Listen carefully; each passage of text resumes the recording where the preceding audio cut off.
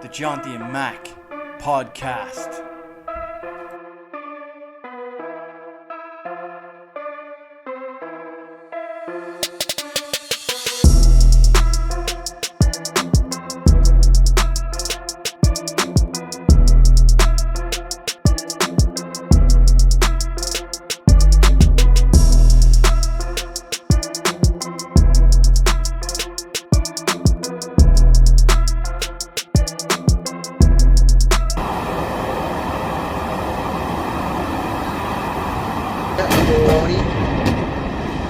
Johnny, what's the story? What's the fucking crack-a-lorry?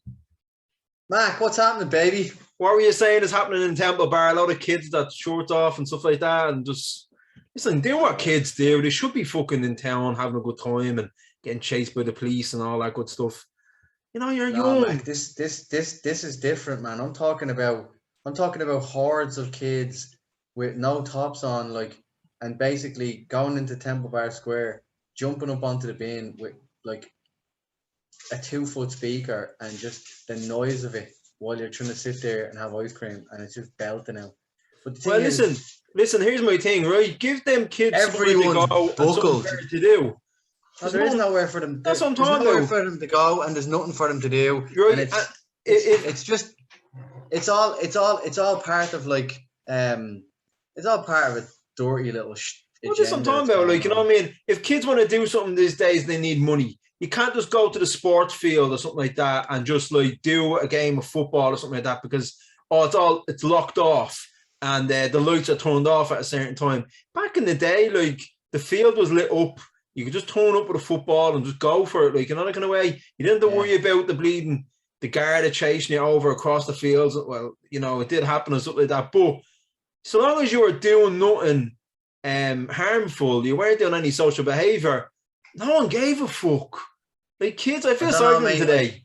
They're fucking. I think looking at the Garda in Temple Bar, like where the McDonald's is in that square, like they don't know what to do because they chased them away, right? And then another group came. They were smaller in group. Then they chase them away, and then it's just a bit of laugh. They keep going back. No, listen. What I'm saying is, listen to me. Hang on. What I'm saying is, give these kids something more productive to doing in a place where they can be, safe to do it. Just like if you're a kid on the street, wishful thinking, Mac.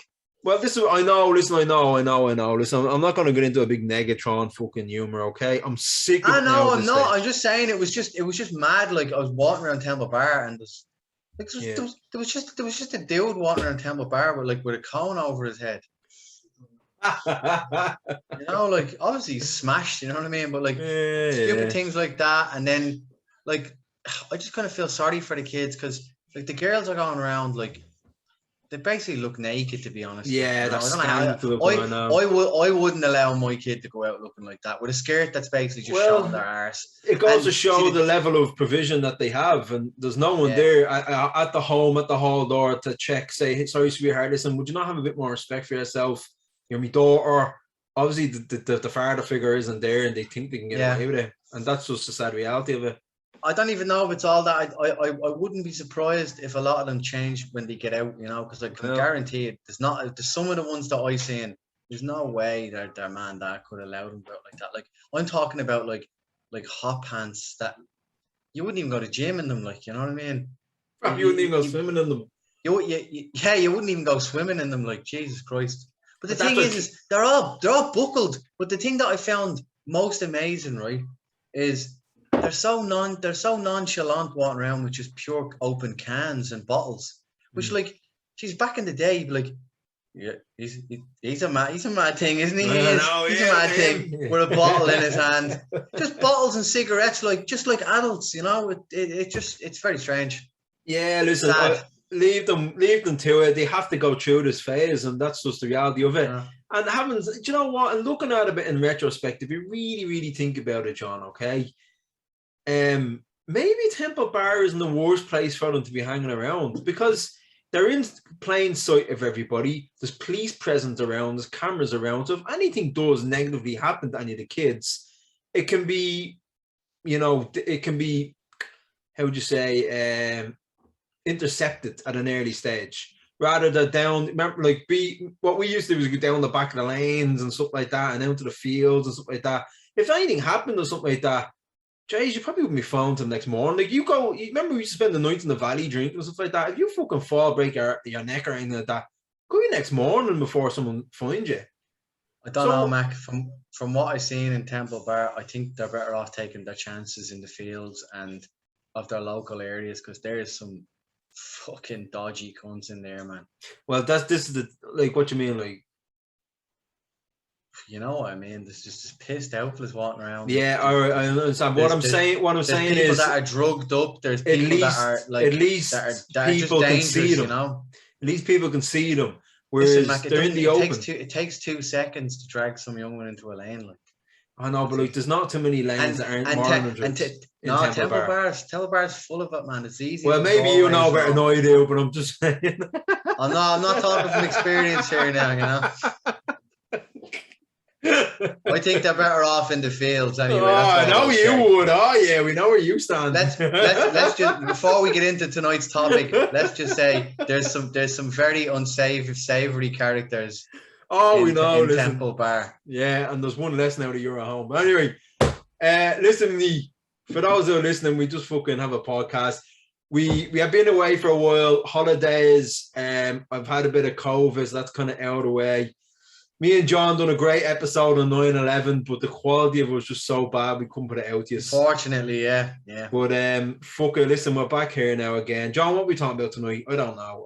I'm just. Oh, we're gonna recap and finish the 20th anniversary of 9/11. Let's just get it out. Let's get it done, man. Because it's such a mad topic that you just can't leave it alone. Like I can't anyway. Have you still got the sign? Have you? Get the sign out. Oh, yeah. Where's the sign? Get the sign. Where did I put right. So anyway, last week, we started the episode. We hoped to release it on 9/11, but like I said, the quality was just so fucking bad. We had everything that could have gone wrong. I had COVID, and I was still doing it. We had speaker issues. We had all kind of audio issues, and like I said before, you think it's just as simple as just pressing record and uploading it. But if you want to do it a bit properly, like me and John want to do it, it's a lot more to it than that. And it just didn't work out, guys. It's not really a sign. It's just, just for tonight's episode for people. 9/11 was an inside job 20 years on.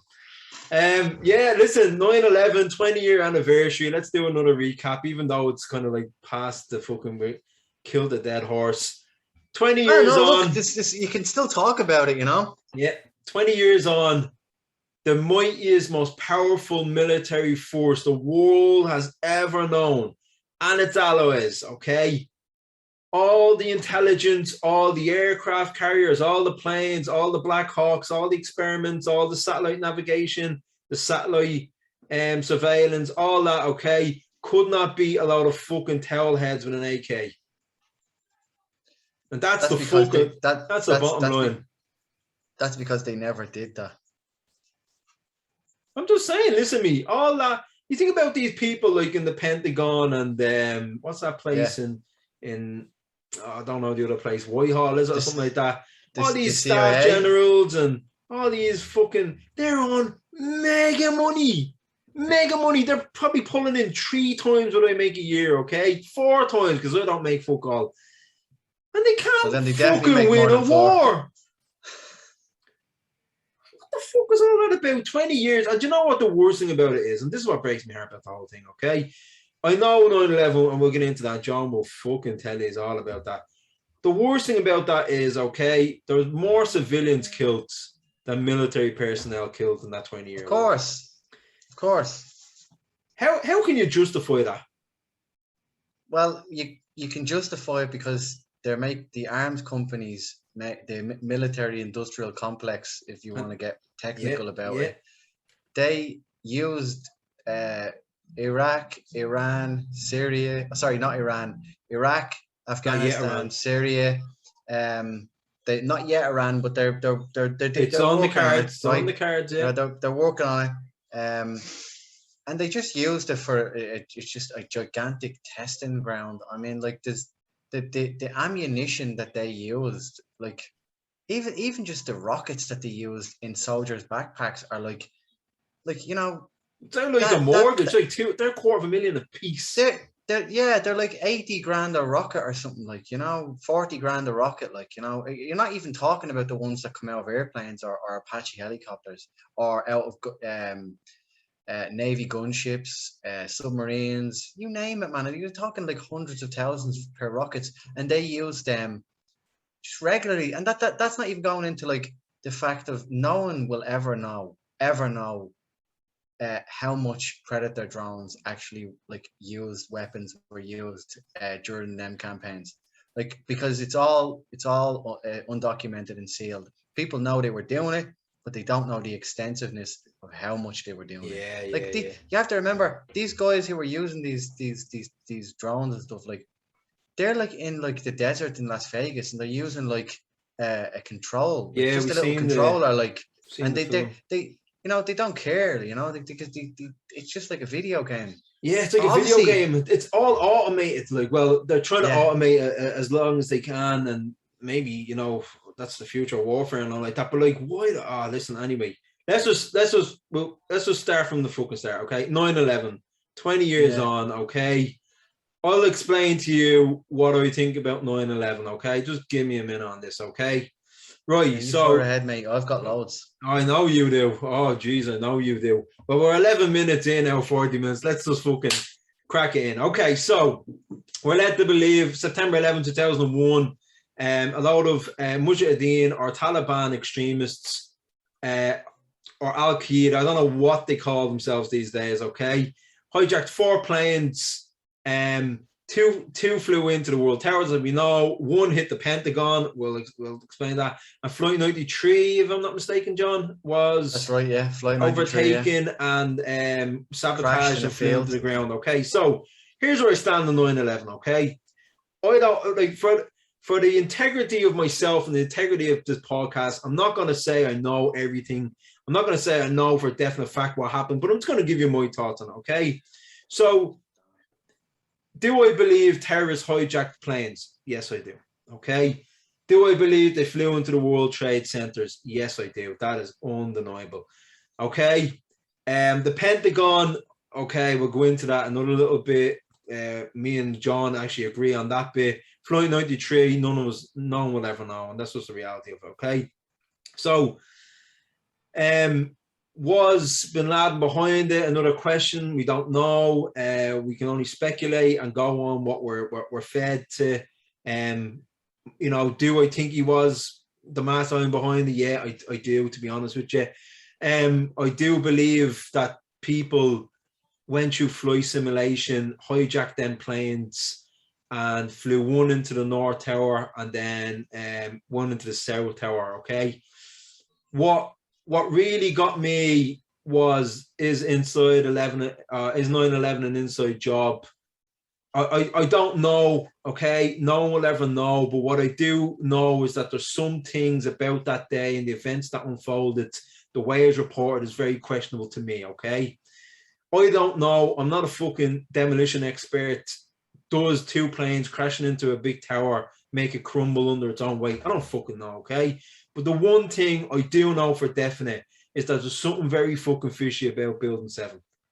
It's the canary in the coal mine about the whole story. Is how come these fucking buildings, what took hours to fucking burn, so we're led to believe by this jet fuel.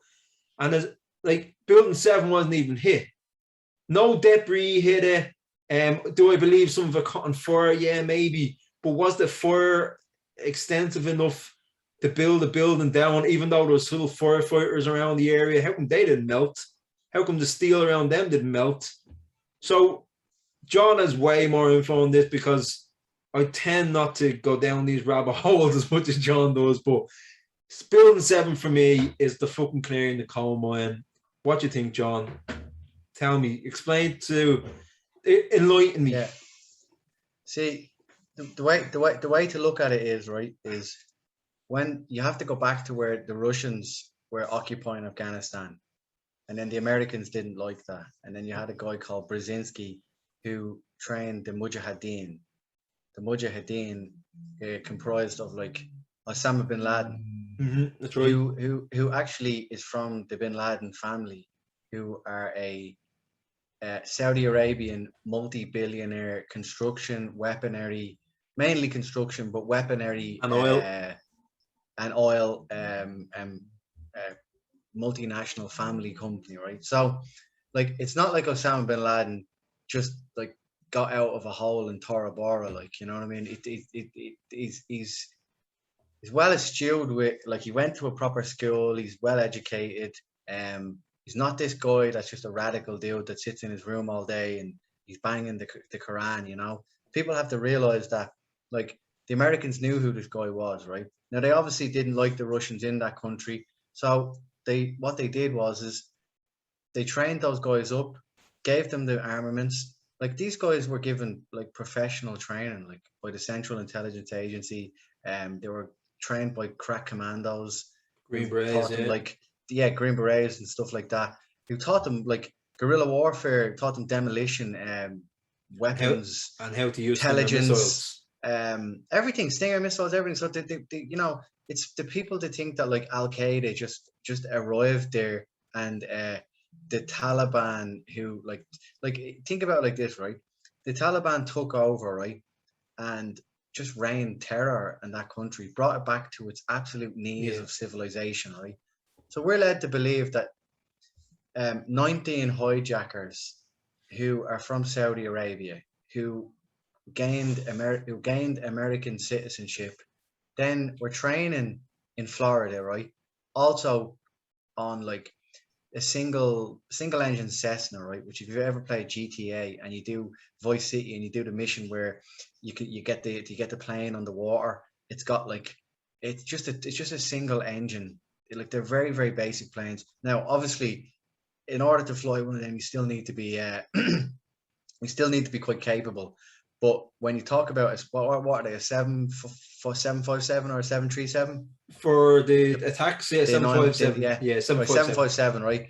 These are like just the cockpits, the aerodynamics, like you just couldn't jump from. It'd be like trying to go from like a kid's scooter into like a Formula 1 car. It's just not possible. It's just no one could jump into something like that and then navigate it, and not only navigate it off course for like over an hour, and then bring it back, and then just like wreck it into a building, the Pentagon, and two buildings, the Pentagon, and then one into a field which we were led to believe is overpowered by people, but which they couldn't in the debris in the ground, they couldn't find a piece of the plane. It just literally buried so deep into the ground that they couldn't find a part of it. No bodies, no luggage. In 9/11 they never found any of the black boxes on any of the aircrafts. Bollocks. Never found any of them. That's news to me again. I don't look into this too much. Too many hobbies, you know. Hey, what can these 19 hijackers, right, of Saudi Arabian origins, right, who also were with strippers. People don't realize they were strippers. They were taking coke. They were drinking everything beforehand, right? You telling me that the Central Intelligence Agency, NSA, FBI, and whoever else agencies they have didn't have even this much of an eye on who these guys were is just absolutely preposterous. Like, to think that they get paid to know who these people are, right? So that's your beginning phases on it, right? Then you need to look at, on the day, what happened. We're led to believe that 2 towers were hit by 2 planes. Okay. Well, I do believe 2 planes were hit by 2. Yeah, of course you can. If you're told by the television that this, that, and the other, you'll believe exactly what it says. The media, that's what they do. You know. John, I'm telling you, 2 planes hit them buildings. Yeah, you can say that, right? But my question, my answer to you is, right, if 2 planes hit one building, then why was the 3rd building wired for complete demolition? It only tells you, right, that the 3 buildings were wired for demolition. They all fell the exact same way, right? There's countless people who have said that they did never seen a plane and they only seen and heard explosions. You had the firefighters who were in the building who just walked into the building, were blown out of the lobby because of explosions. All that morning, you had people that just heard boom, boom, boom, explosions going off, right? And what people don't realize about 9/11 is in like 93, 94, the twin, one of the towers, its basement got blown up. Tower North, yeah. Tower North got blown up like its basement did. A van was left in there with like a high amount of explosives. So that building has already had a terrorist attack on it. So it should be one of the most guarded buildings in the world, if not like the most. So you're saying to me you don't think planes hit the buildings? Absolutely not. They were all wired for demolition. Not one plane went near them. So all them scenes, all them videotapes of the planes hitting the buildings, where the fuck did they come from? What are you, computer graph? The media. John. All right. Just hear me out, right? Well, I'm all about alternative stuff and all. Come on, there's plenty of documented people who on the street said there was no plane. You know, they never found parts of the plane, Mac. Like they didn't find any of it. No wings, no people's luggage, no bits of the plane. Like you know, the propeller in that plane is made of pure titanium. And Rolls-Royce ones. I know them well. Rolls-Royce ones. You can't melt that shit. It's called a Trent 900 engine they have. Yeah. And there's a great documentary on YouTube about the production of it. Fantastic fucking piece of machinery. But sorry, John, go on. Yeah. But right, they didn't find parts of that, right? But yeah, in the news, and you can look this up. One of the hijackers' passports was found like down the road. How is that possible? Bollocks! Listen, I call bullshit on that.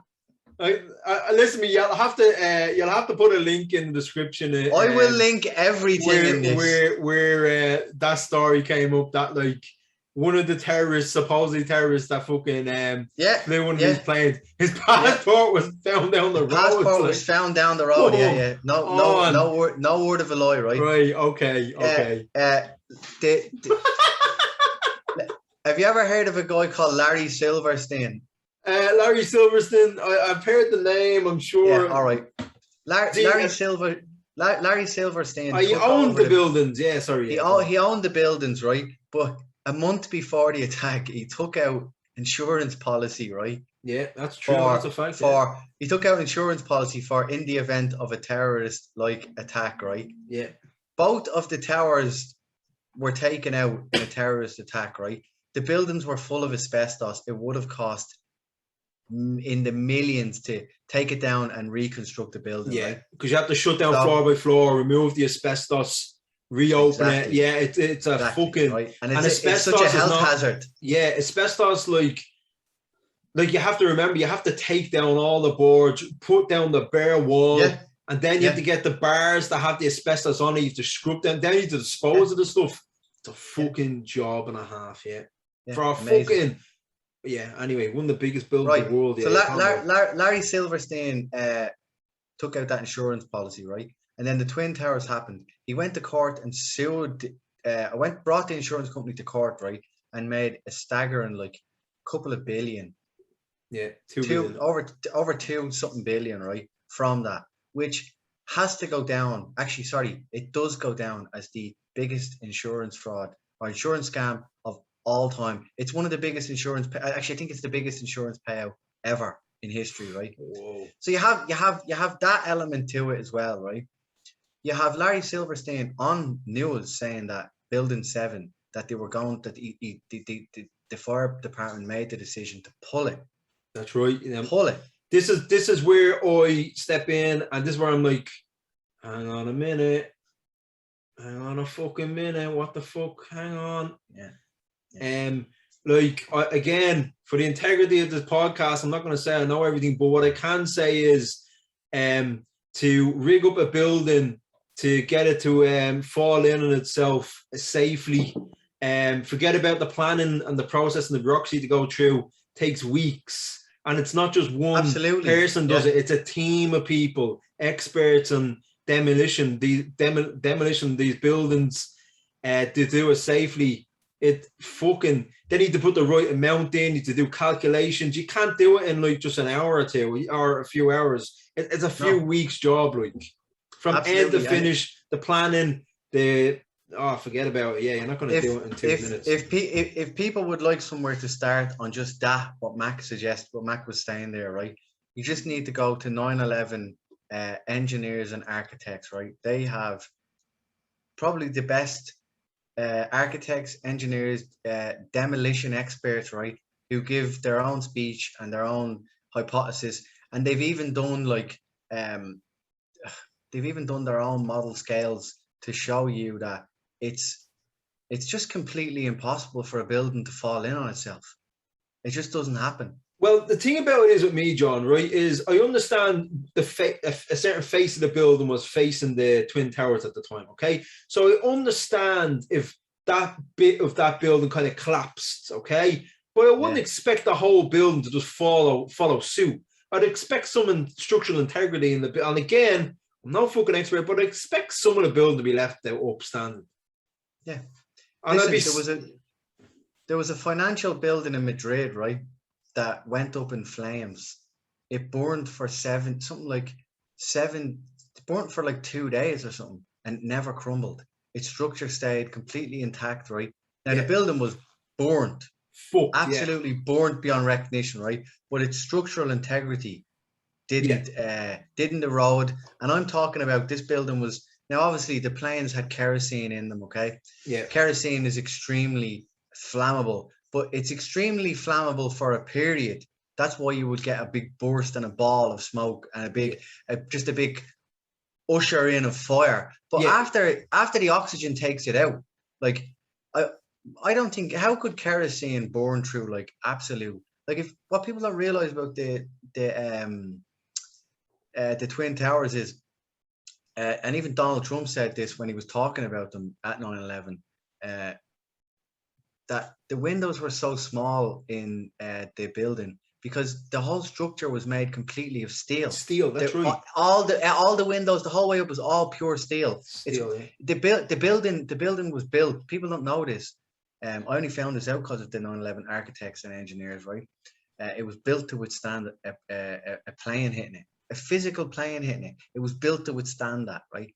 So how can we believe that a building that's built to withstand the plane gets hit by a plane, the plane takes it out? One's wired for demolition, and then the other two aren't wired for demolition. Doesn't make sense. They all fall at the same time. They fall at the speed of their own weight. That's right. Like, well, if you have a couple of floors underneath, there's no way they can fall on top of each other and not slow it down.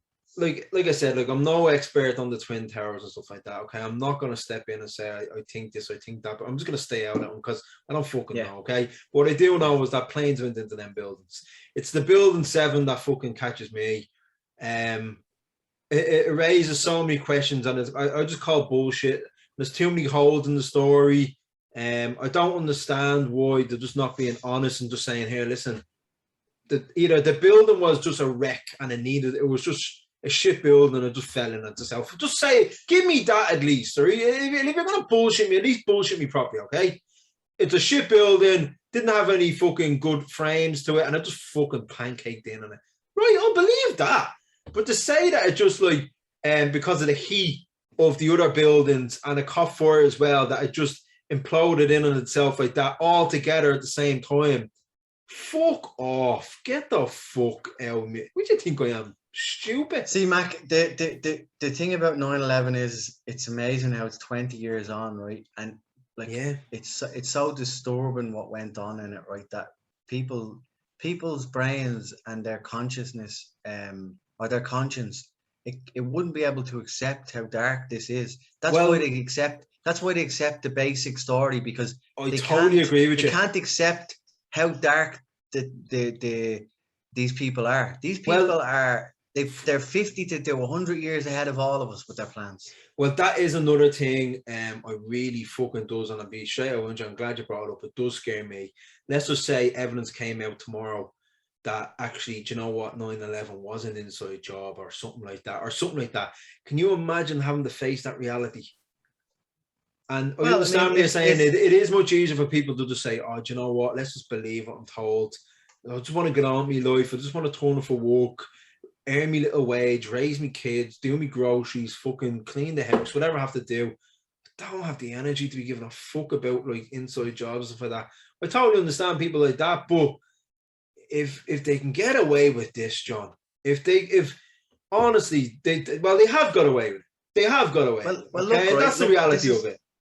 20 years on, okay, they got away with selling us a bullshit story about how fucking buildings collapsed, okay? Then they hijack a fucking country, okay? Invade it for 20 years, okay? Then on top of that, and we won't go into it, we'll just segue in, they jack another fucking country in the meantime of doing that. Mac, I'll read you some stats here that'll blow your mind, right? Go on, please. Right. This is amazing, right? The key findings of 9/11, right? This is just on WikiLeaks, right? For over the 20 years since 9/11, the US has spent 21 trillion with a T on foreign and domestic militarization.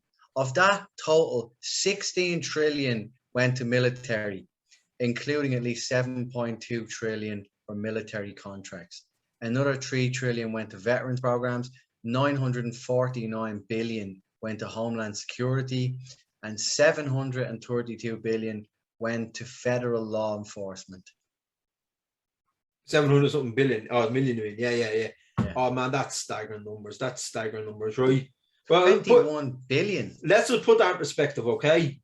To run Ireland, year-round GDP Ireland, okay?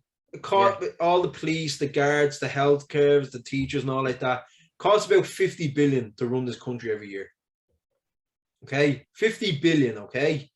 We're talking about a trillion is like a million billions? Yeah. Hang on. It's a fucking trillion. Like, we're talking about like enough money to run Ireland for the next fucking 1,000 years or something like that. Like, that's how much money we're talking about. If anyone would like to know, this will blow your mind here, right? I'm looking on a website, right, called the USDebtClock.org, right? You're scaring the shit out of me now. It's I know about it. Yeah. It's currently at the US national debt as we speak is 28.775706, and the numbers are just. I know it. I don't know if anyone can see that. It's a great app. Yeah, it does. Look at that. That's their debt. So if you think about it, right, here's an interesting one for you, right?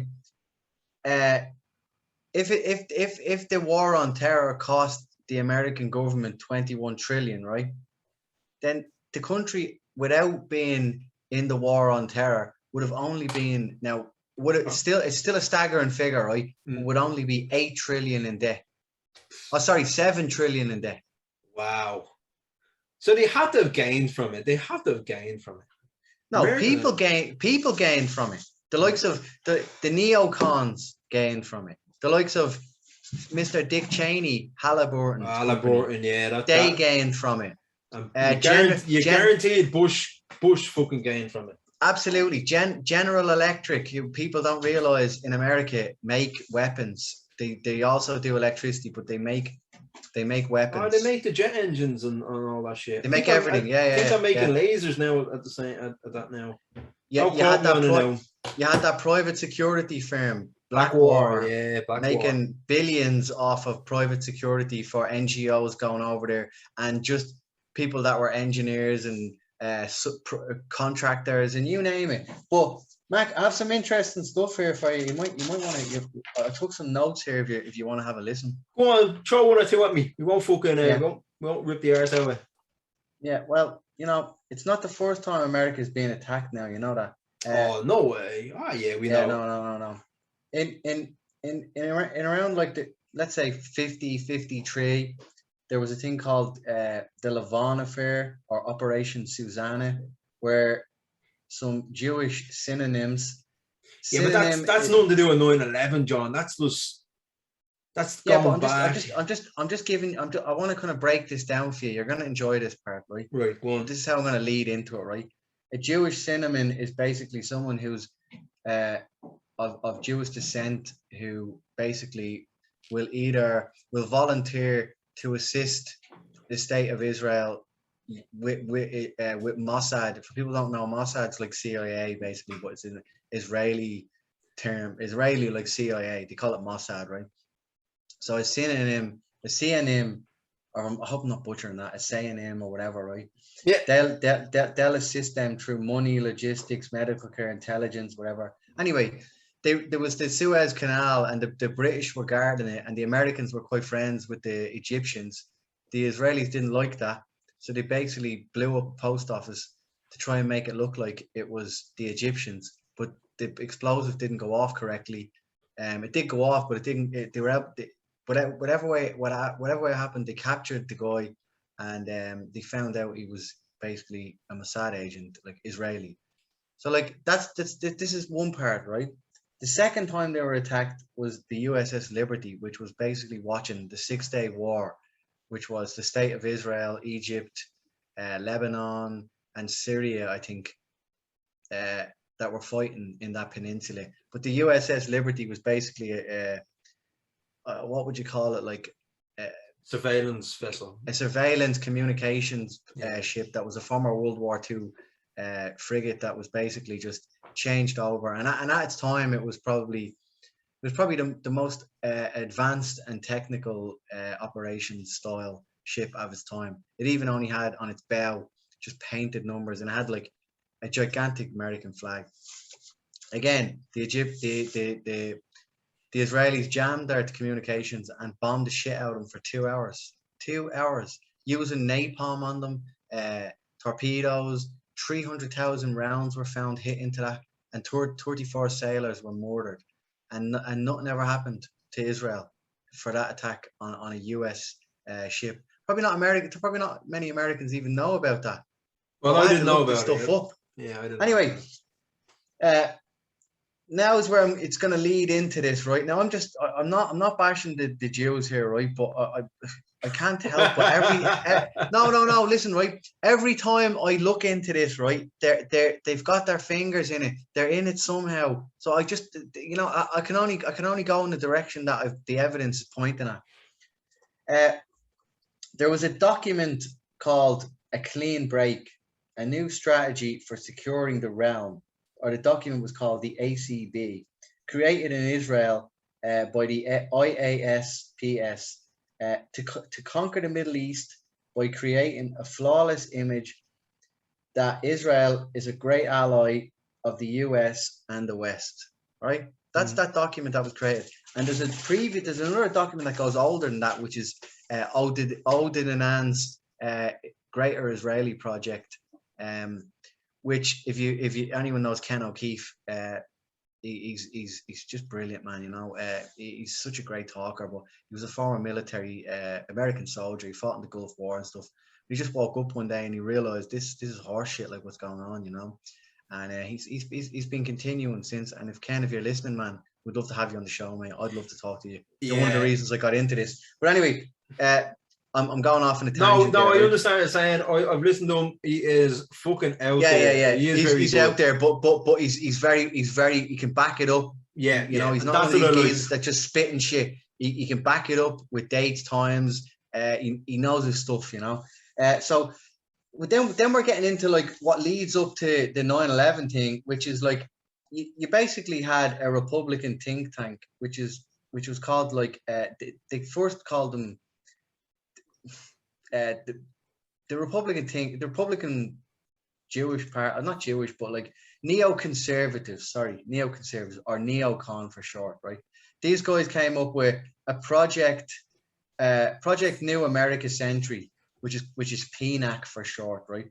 Which is basically a bunch of dual citizens, they call them, right? Which they're Israel, state of Israel, and Americans, right? But behind it all, their interests and their vested interest is to go back to the document that I said, which is the ACB, right?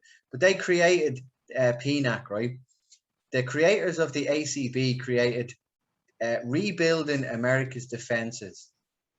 Now, do you understand where this is starting to, like, the spider's web starting to keep tying into each other here, right? Yeah. Right.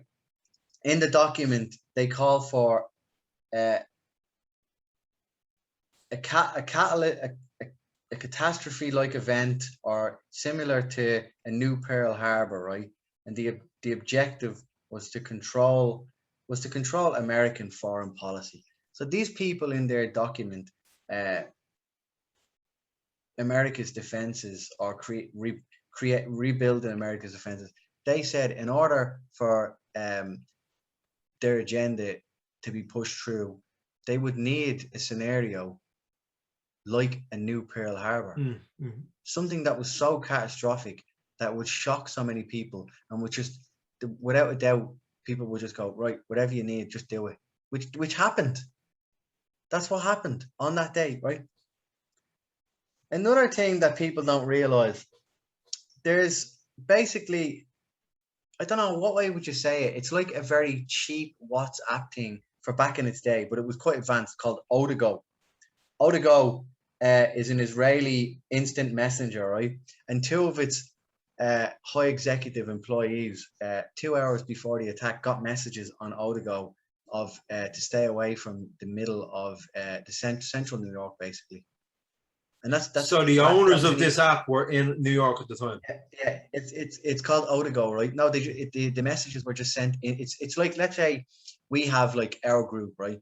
Yeah. But they have their group, which is like a kind of a Jewish community group, right? Oh, I know what you mean. Yeah, like, It was found out later on that on the Odago messenger, right, that there was get the fuck out, George. Yeah. That there was like basically two executives were told, like, look, stay away from downtown. Don't be near it. And this was 2 hours before. No one ever raised the alarm, which is bonkers. Like, absolutely. How do we know? Where can you find that? Like, how do you know? There's it was reported in Jewish newspapers. Oh, okay. Right, I can get them for you if you want. Right, you're gonna really enjoy this next part. Right, love this. The airport security company, right, that controls Charles de Gaulle, right, but also controlled most of the American airlines. Most of the American airport security, right, and coincidentally, the ones that the 19 hijackers got on, right? I think 19. It's what ones they got? JF Kennedy and Newark airports are the ones around that area, right? Well, these guys couldn't get 1 out of 19, which just shows how much collusion is going on. Surely they must have picked up on one, right? But they didn't, right? The airport security company is called ICTS. Its owner, right? You love this, right? His name is Ezra Harrell. I'm not making that. Just the owner, right? A Jewish businessman, right? Hours before the Patriot Act was discussed, a House Assembly legislation was included that concluded that foreign companies like ICTS were immune from prosecution from 9/11 lawsuits before the 9/11 Commission even started, and before they even debated the Patriot Act in the House. Now, before it was even passed, before it was even talked about in the House, how could you add that in? Wow, that's a bit fucking odd, right? Isn't it? Yeah, a bit odd, right? I'm going to continue. I have one more page, right? And right, come on, go on. Yeah. I don't know how long this is going to record for, but go on, we'll keep going. Get your cacks ready for this one. You're going to really enjoy this one, right? I've prepared a good one for you, right? Jesus. Slow down. A shipping company, right, called Zim Integrated. Where would you say they're from, Mac? Israel. Yes, exactly. 10 points. Zim Integrated Shipping, Israeli services. This is just mad, right? North Towers, right? They had a year's lease left on them floors, right? And a week before 9/11 attacks took place, right, they vacated the premises, right? They broke their rental agreement, right? And when they vacated, right, because they broke the what would you call it, like their contract for tenancy agreement or a lease agreement, a lease agreement, right? They had to forego 50 grand. A lot of money. Back So in if you were, 2001. but 2001, right? If you were a big shipping company, right, and you had from September till the end of the year, right? Mm. That's all you had to wait for, right? But a week before an attack happens, right? You take the massive risk of losing 50 grand and vacating the building anyway.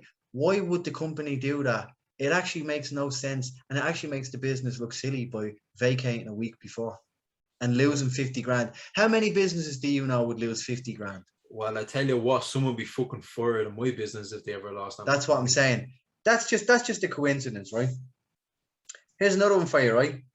Metals management. These are the people who cleaned up the towers after they fell, right?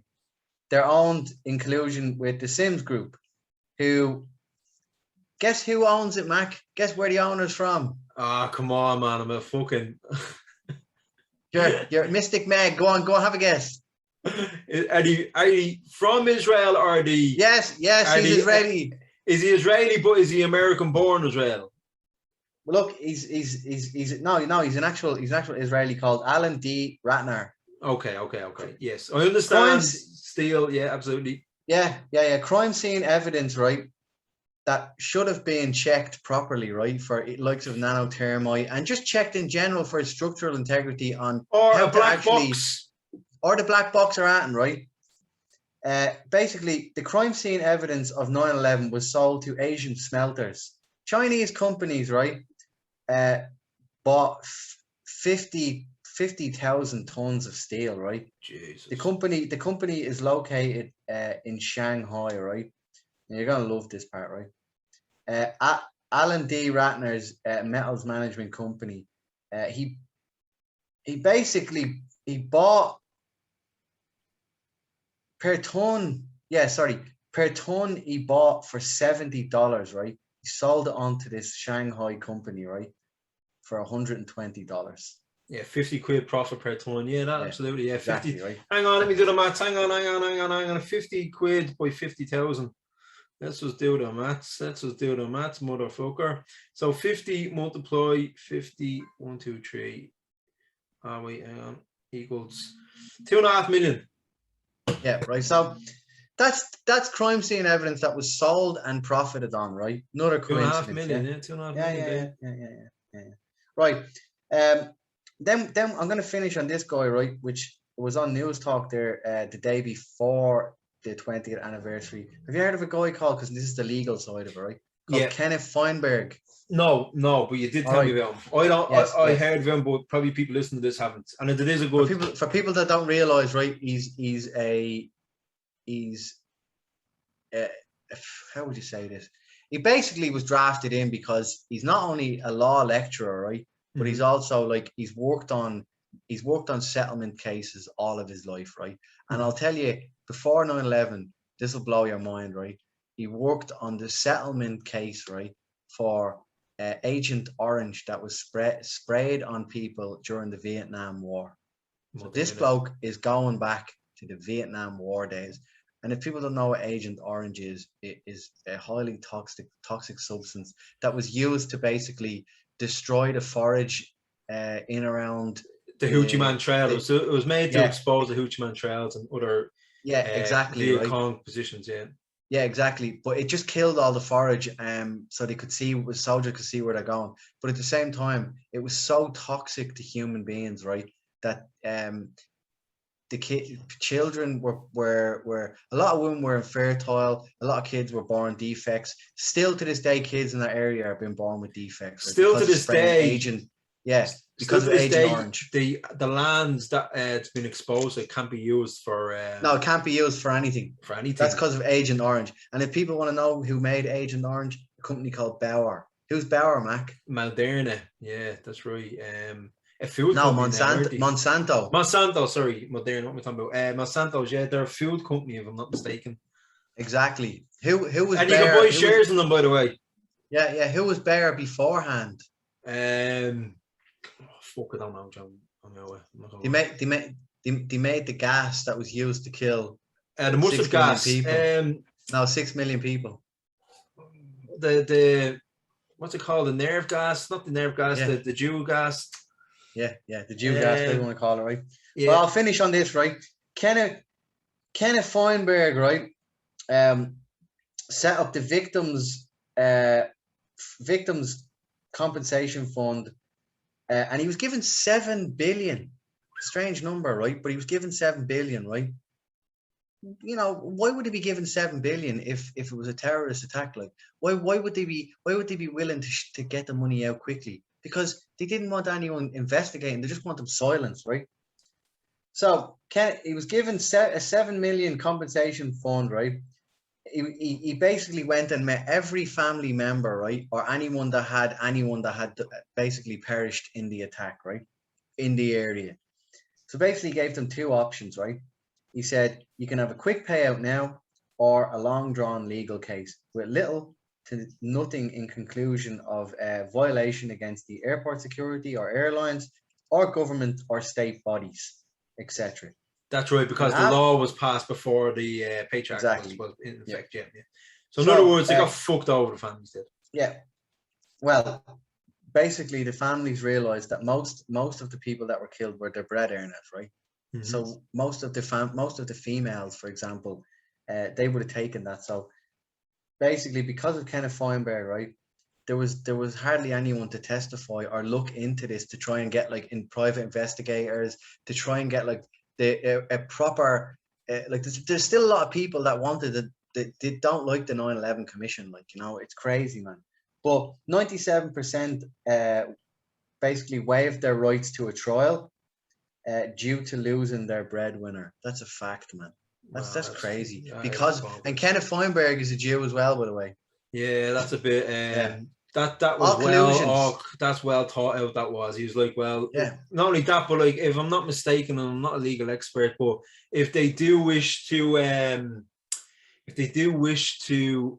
speak to, let's say, a news agent, do an interview, that their words can't be held as legal. They can be sued. Yeah, they can be sued, but their words can't be used as evidence going forward because they waived that right because they accepted the money. If I'm not mistaken. Exactly. If I'm not, there's a technical term for it, a legal term for it. I forget what it is, but anyway. I know what you're saying. In layman's terms, that's what they've done. Shut the fuck up. Here's a bit of money. Move on with your life, and let's just forget about this thing never happened. What do they call it? A non-disclosure thing or something, is it? Yeah. Let's just call it that for the sake of it. Again, I'm not a fucking legal expert. But listen, absolutely very valid points what you're saying. Like, we all know it. Like, the US is just, it seems to be fucking crippled with corruption and weird kind of stories, and sometimes they just make it up and you don't know what to believe. Some of the stuff now, I'm not going to say, listen, that's for certain, because I'd need to read a bit more into myself. I wouldn't believe everything that has been said to me. A lot of it does make sense, but you know, Mac, we know for certain, John. Okay, and this is just business 101. Okay, there's opportunities everywhere, and a lot of people made a lot of money off the misfortune of them attacks. Okay, absolutely. Absolutely. Whether or not, whatever the fuck, if they knew about it or didn't know about it, I don't know. I just don't know. It just stinks. The whole thing stinks. The whole 9/11 thing stinks. That's the whole war 100%. On terrorism stinks. It was a prelude to invade Iraq as well. It was used for so many wrong things rather than it was used for good things. More people suffered than were liberated from that war on terrorism. It was just a fucking. It was a false flag. The crazy thing is, Mac, right? The documents like the ABC and the PNACs rebuilding America's defenses, right? What country gives the most amount of money in foreign and military aid to any Middle East country? We're talking about America to Israel, but it's not only money, but they give them access to the technology. Exactly. Not only that, like, let's just say there's a new F-16 off the line. Israel has offered it first, the F-15s, whatever it may be. So they give it to Saudi Arabia now, but they wouldn't give it to Iran. They wouldn't give it to Iraq. They wouldn't give it to any of the stands. They wouldn't give it to fucking Syria. They wouldn't give it to Lebanon either. So, you know. So Israel holds is, a big, powerful house. Did them documents made by these lobbying people, right? Did they have effect? My thing is absolutely. So does that tell you that there's insider collusion to gain everything for the state of Israel by milking America? Like, absolutely. What people don't realize, right, is there was even a war games going on the exact same time, the exact same day NORAD. As 9/11, called NORAD. Yeah. And like NORAD basically had, like, you had the military fighter jets going. Is this like is this not a simulation, or is this real? They didn't know what was going on. The blokes that were in the airplanes were like, what am I doing here? Is this an exercise, or are we actually really doing this? Like, no one ever got a testimony out of any one of the fighter jet pilots that day, because if they had they would have said, oh my God, what is going on here? This was a crock of shit. And I mean, like, people don't realize you had another thing, probably one of the dirtiest insider trading things that was going on was, what did they call it? Able Danger, was it? There was the big. It could have been the biggest insider trading scam ever in history. And after the 9/11 attacks, all the documents were literally just put into a big giant blender and ripped up, and no one ever got a conclusion or even checked in on it. It apparently was it was Wall Street insider trading. It could have been the investigation was probably the biggest, and if it had have made its report, it would have been devastating on Wall Street, and that just went away. Everything, it's just weird because everything that day made anything negative go away. What happened with the Pentagon, with the gap in the budget that you talked about. Let's get into that. Because I just, like, forget it. I listen. I don't know enough about the gap in the budget. I don't know I know it has a 700 billion fucking budget, something the US has. But when it comes to the actual attacks on 9/11, the whole fucking way that plane hit that Pentagon, I'm sorry, I'm not an expert. I'm not a simulation expert. I'm not, again, for the integrity of this podcast, I'm not going to lie to you, but I call absolute bullshit on the way that plane hit that building at like 7 meters above the ground for like 150, 200 meters, hitting straight bang in, like with precision strike into this building. I just don't believe any pilot in the world could fuck that off. And this is why I don't think it happened. And this is just my logic that I'm applying to this, okay? You're ever in a plane, you're coming in, okay? You see Dublin Airport, it's a pig, okay? It's nothing, okay? Cars are like little mites, okay? A building is so small in your line of sight, okay? Then you're telling me you have to fly this plane at fucking 300 miles an hour, maintain the direction, not get blown off course, okay? Then you have to come in at an angle, a certain angle, fly 200 meters straight into this fucking building. And not one bit of the plane is filmed. See, the thing I'm sorry, I call bullshit on that as well. Yeah. No, I agree with you, mate. The thing about that is, right, is on September the 10th, you had the then defense, what would he call it? He's Defense Secretary Donald Rumsfeld. Defense Secretary. I couldn't think of that because it's a bit weird the way they have it, you know. It's not the Department of Defense; it's the Secretary of Defense. It's the Secretary of Defense. Or something like that. Right? His name was Donald Rumsfeld, right? So he gets on the news, right, and says, we're looking into tracking the whereabouts of 2.3 trillion, right? That DOD staff have no idea. So for people who don't know what DOD is, like the defense Department of Defense. The Department of Defense in America, right?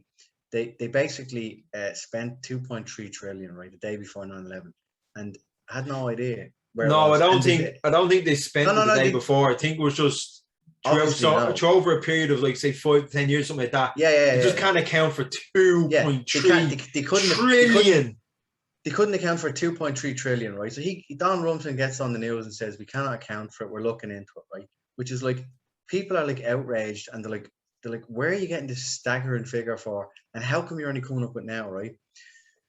Basically, one of the hijackers, which were supposedly led to believe, right, who couldn't fly a single engine Cessna, right, took a 757, right, on a 980-degree corkscrew turn, right, which apparently it absolutely, like, no ex-fire. You know, by the way, the people who were flying the airlines in America on that airline company, they were all ex-military airline pilots, right? These blokes were the best of the best who were flying these planes. Crack shot pilots, right? Even your B-2 stealth bomber pilots, right? Like, these guys couldn't wrap their head around how the guy could not only make this, like, this gigantic corkscrew turn, right, but get it so right that the plane was going down, right? Then get it to kind of level off where it's about like less than, like, I don't know what, 10 feet, 20 feet off the ground. Well, right? Yeah, so without 20 feet off the ground, less than 20 feet off the ground, right? So he got it down like that, right? And then was able to manage to level it off, right? 20 feet off the ground, and it never hit any of the the street lamps in the area. It never knocked over any trees. It never got hit by anything, right? It perfectly went from a descending position, right, to a complete, like, horizontal position, and then went straight into the building, right? Which the part of the building it hit, right, was where DOD staffers who were working on the 2 trillion missing money, right? All the documents for it, all the evidence that was being built on that case was in that room, and that's where the plane hit. And they never found a piece of a plane. They only found shards of stuff on the outside of it. And Donald Rumsfeld was running around there, right, with his hands going, oh my God, we need to help everybody, right? Just doing a big acting job. While he was doing the acting job and the news anchors were over there, the news anchors were like, it looks like an explosion to me. I can't see any bits of the plane. They took them bits of the news out and never, ever put them back in again, right? FBI went around and confiscated nearly every camera that was in that area, right? They took gas stations, hotels, security companies, street ones, you name it. They took all the video footage, right? Don't know what they did with it, but they only have one video, which is the most the one that we video. all seen, yeah, which is one we've all seen. Well, which is absolute bogey. There's no way you can even see a plane in that, no matter how slow you. This is what I want. This is why I call bullshit on that one as well. Okay, well, like I said, I don't know, but like, if you're gonna make me believe something, give me fucking something to believe here, okay? Like John said there, he flew this plane, okay, at a certain angle, then he leveled it off, right? And if you look at where the building was hit, this guy must have been fucking shit hot, right? Because he got that plane right in the center of that, what's it called? Hexagonal angle. So you have like different periods, yeah? You have different angles on it, okay? So he didn't hit any of the acute angles. He hit straight into the center. Now, you think if you're flying a plane, you're a bit nervous, your first time probably doing it, you're a bit edgy, you know, that kind of way, you don't know what's going on in the background. Maybe you'd lean off to the side or hit it from the top angle, hit it straight down from the roof. Now, listen to me, I've never done this before, but if I was thinking, how am I going to hit a fucking this pentagon? It's a bit of a weird shape, and what am I going to do to impact the most damage? I'd hit it straight down rather than try leveling it off. What the fuck? Bullshit, right? Then, what's even weirder about it is the way the building collapsed as well. It was only the section that the plane hit that fell. So you're telling me the Twin Towers built to take the impact of a plane, okay, crumbles in on itself through the heat and the sheer shock of this thing, okay? But yeah, only one part of the Pentagon fell. Well, how come the connecting parts from the different angles didn't get damaged? Like, you know, that kind of way. Have you seen? Oh yeah. Why does? I can't wrap my head around these little things. No, of course you can't, because it's all bullshit, and that's why it's an inside job. But if you're gonna bullshit me, give me something to bullshit. And like you're saying, John, Absolutely. it's scary to think about. Like, what if everything that we're being told and led to believe, and the more it's all a lie.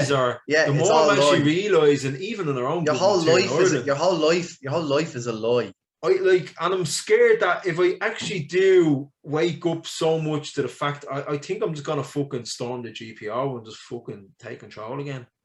Mac, I can't help it. I literally woke up a long time ago, and now I can't help it. I'm just at a point in my life now where I'm starting to realize that, like, we're just in this gigantic Matrix. It's the Matrix. Like, what was the name of that film with Jim Carrey where, like, he doesn't realize? Oh, the Anchorman, was it? Or something like that? No, not the Anchorman. He doesn't realize that his whole existence is nothing but the Truman Show. The Truman Show. Sorry, yeah. Like, remember, he gets on a boat and he sails out and he hits that wall and he's like, "Oh shit, my whole life has been like a big fucking big phony." It's all a big fraud. Like, there's actually a world outside of where I am. The sun is bullshit.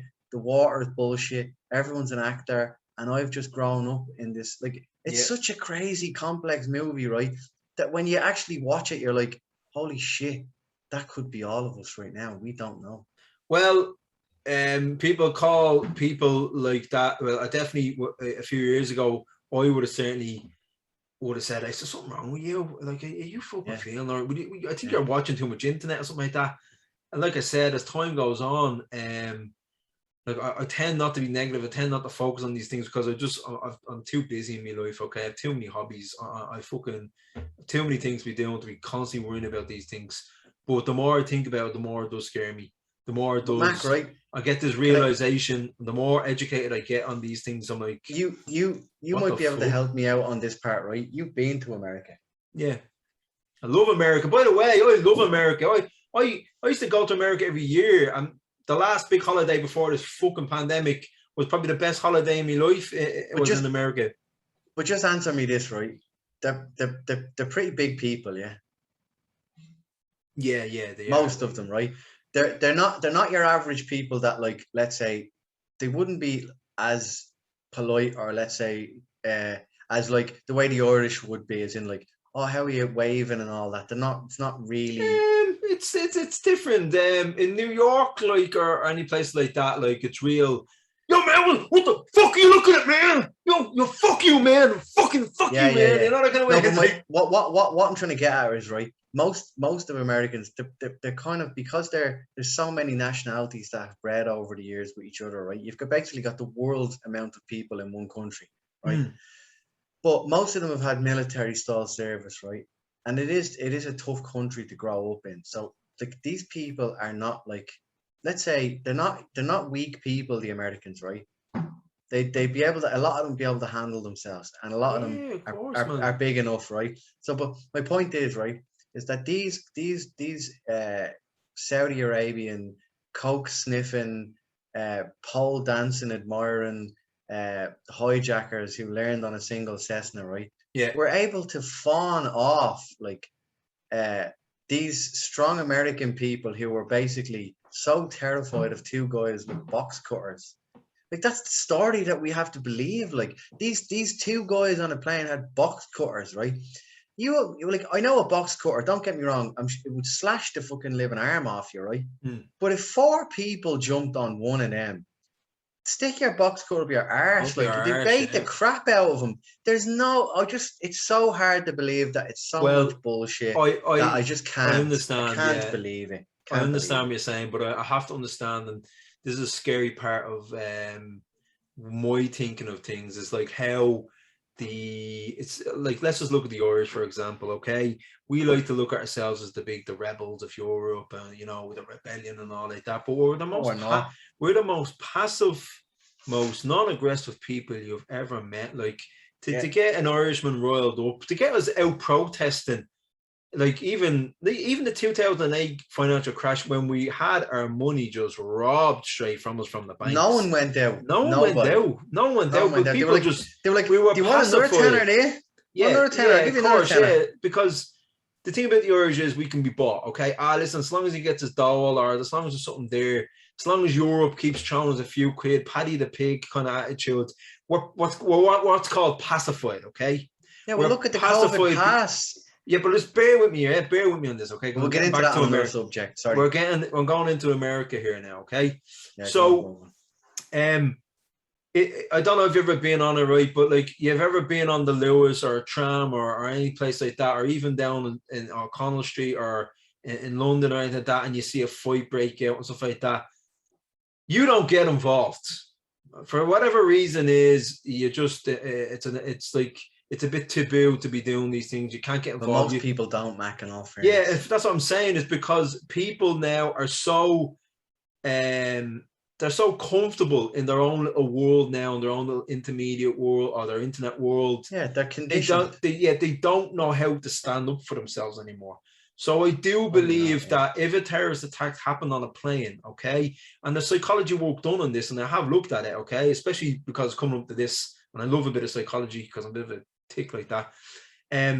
One of the first instincts to do is to just become passive. Just pretend that it's not happening.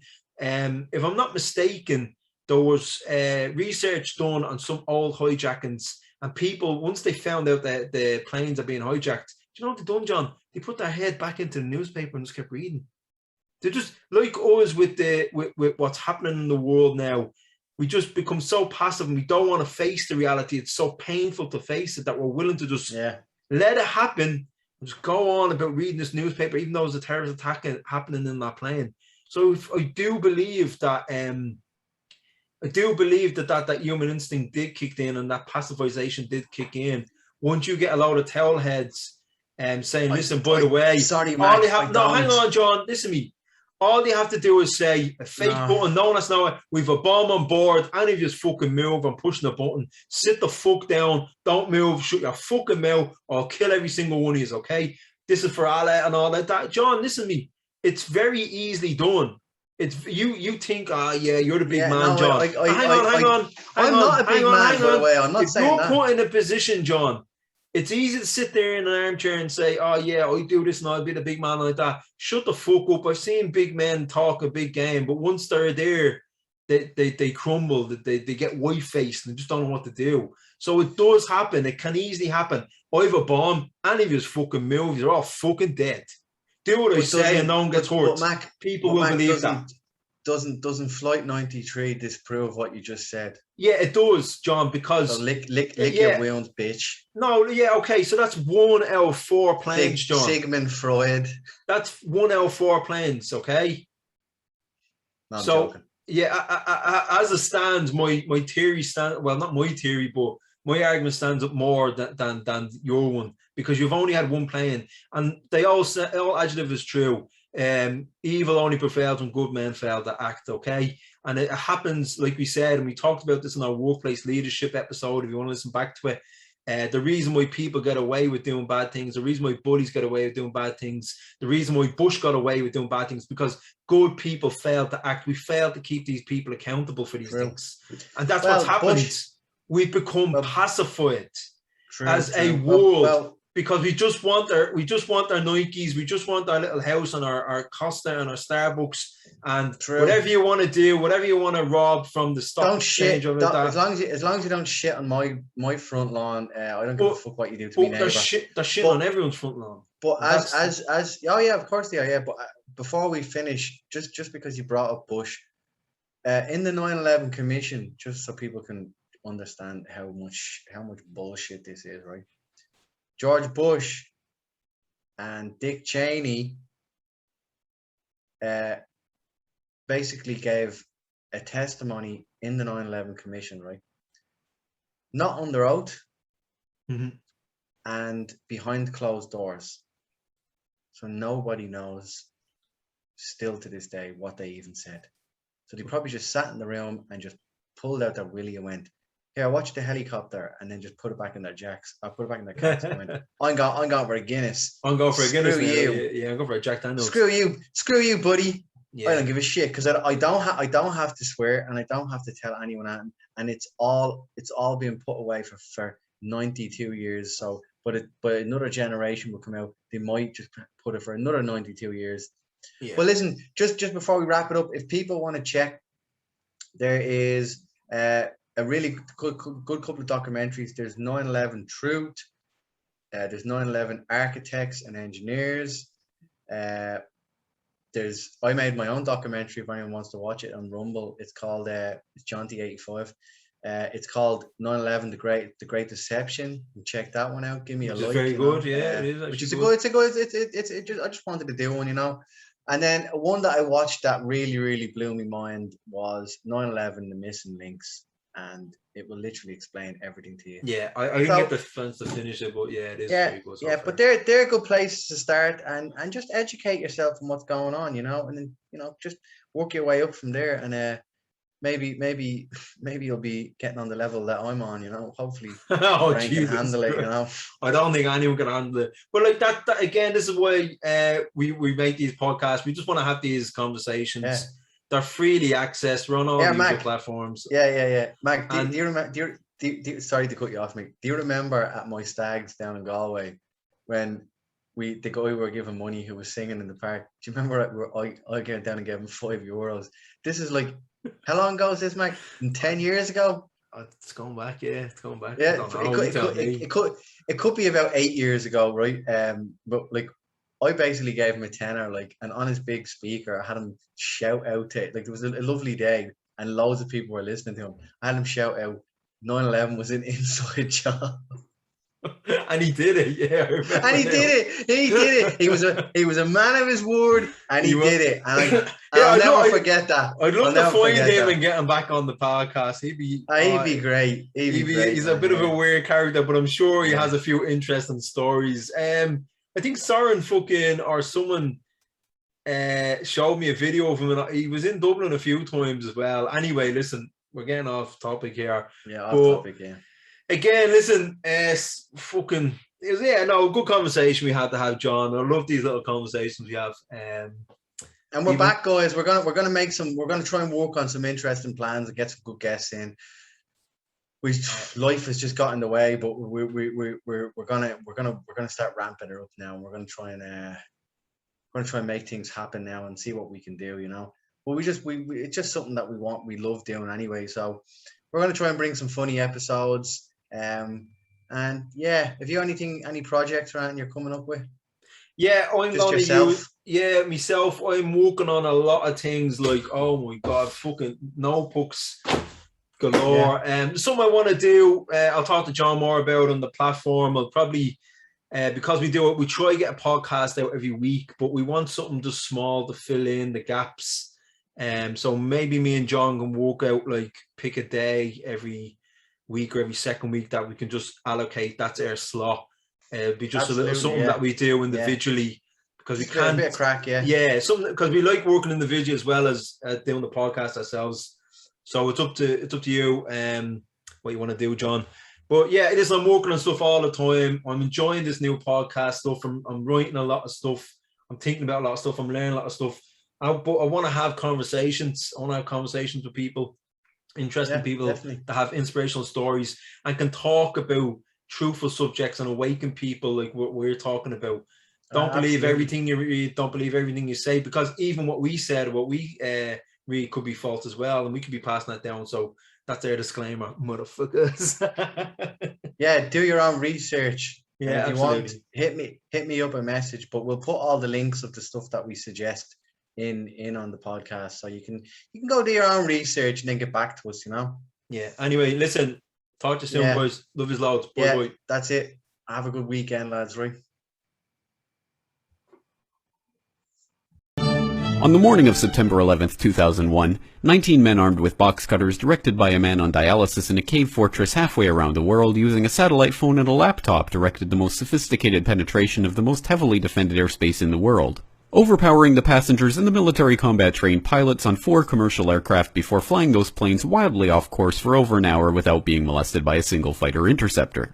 These 19 hijackers, devout religious fundamentalists who like to drink alcohol, snort cocaine, and live with pink-haired strippers, managed to knock down 3 buildings with 2 planes in New York, While in Washington, a pilot who couldn't handle a single-engine Cessna was able to fly a 757 in an 8,000-foot descending 270-degree corkscrew turn to come exactly level with the ground, hitting the Pentagon in the Budget Analyst Office where DoD staffers were working on the mystery of the $2.3 trillion that Defense Secretary Donald Rumsfeld had announced missing from the Pentagon's coffers in a press conference the day before, on September 10th, 2001. Luckily, the news anchors knew who did it within minutes. Osama bin Laden. The pundits knew within hours. Osama bin Laden.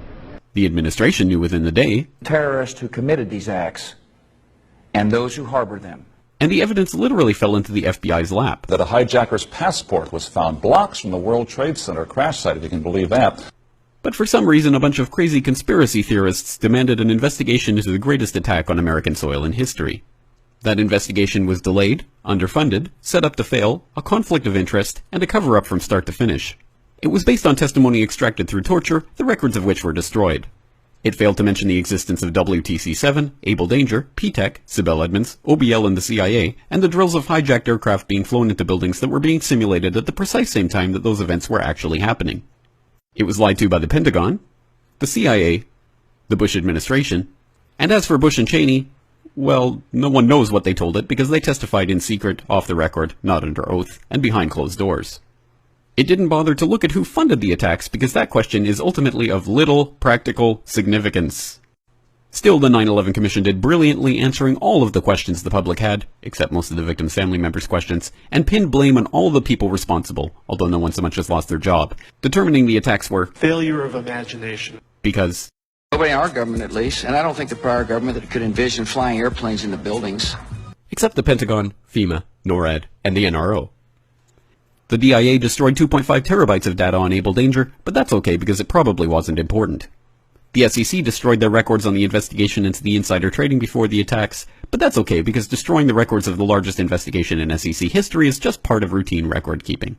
NIST has classified the data that they used for their model of WTC-7's collapse, but that's okay because knowing how they made their model of the collapse would jeopardize public safety. The FBI has argued that all material related to their investigation of 9/11 should be kept secret from the public, but that's okay because the FBI probably has nothing to hide. This man never existed, nor is anything he had to say worthy of your attention, and if you say otherwise, you are a paranoid conspiracy theorist and deserve to be shunned by all of humanity. Likewise him, and her. And her, and her, and him. Osama bin Laden lived in a cave fortress in the hills of Afghanistan, but somehow got away. Then he was hiding out in Tora Bora, but somehow got away.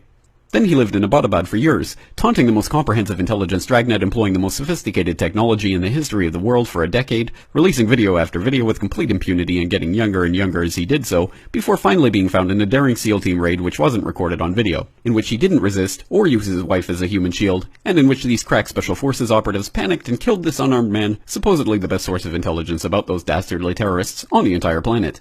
Then they dumped his body in the ocean before telling anyone about it. Then a couple dozen of that team's members died in a helicopter crash in Afghanistan. This is the story of 9/11, brought to you by the media which told you the hard truths about his head could be seen to move violently forward. And they took the babies out of the incubators. And mobile production facilities. And the rescue of Jessica Lynch. If you have any questions about this story, you are a batshit paranoid tinfoil dog-abusing baby hater and will be reviled by everyone. If you love your country and or freedom, happiness, rainbows, rock and roll, puppy dogs, apple pie, and your grandma, you will never ever express doubts about any part of this story to anyone. Ever.